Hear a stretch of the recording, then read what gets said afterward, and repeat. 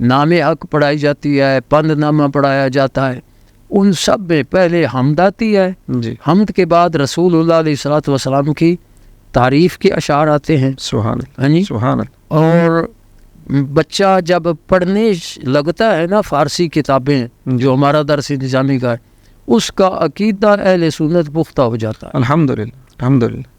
یعنی جب رسول اللہ علیہ الصلوۃ والسلام کی تعریفیں وہ پڑھے گا، سبحان اللہ. کریمہ میں پڑھے گا، نام حق میں پڑھے گا، گلستان گلستان میں پڑھے گا، جی. تو عقیدہ حق اہل سنت و جماعت وہ اس کا پکا پھر عقیدہ ہو. مثنوی شریف ہے، اس کو پڑھنا ہے تو کتنا ایک لطف اندوز وجدانی کیفیت آ جاتی ہے جب بندہ ان کو سنتا ہے. اب ہم نے پڑھی تو نہیں ہے، لیکن جو پڑھتے ہیں ہم ان کو کبھی کوئی سنتے ہیں تو بندے کا اندر جیسے چینج نہیں ہو جاتا، نور داخل ہو جاتا ہے. کئی کتابوں کی جو شروع ہیں وہ فارسی میں ہیں، جیسے مشکات شریف کی ایک اشعۃ اللمعات فارسی میں ہے، حضرت شیخ عبداللہ محدث دہلوی علیہ الرحمہ کے.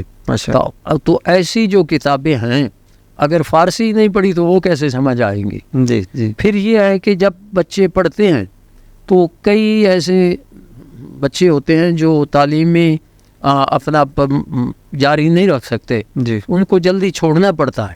لیکن جب وہ پہلے سال کریمہ، نام حق، یہ پند نامہ یہ پڑھ کر جائیں گے نا تو ان کا عقیدہ الحمدللہ اہل سنت و جماعت پکا ہو جائے. یہ بھی مطلب دیکھا گیا چونکہ اس میں بزرگان دین نے بڑے دقائق بیان کیے ہیں. تو عام طور پہ جب تصوف کی کتابیں پڑھتے تھے نا، جو درس نظامی پڑھنے والا، ان میں یکسر اس کے اندر بھی تبدیلی آتی تھی، اس کے دل کے اندر ایک ایسی تبدیلی آتی تھی کہ وہ اپنے دین پر، اسلام پر پختہ ہو جاتا تھا.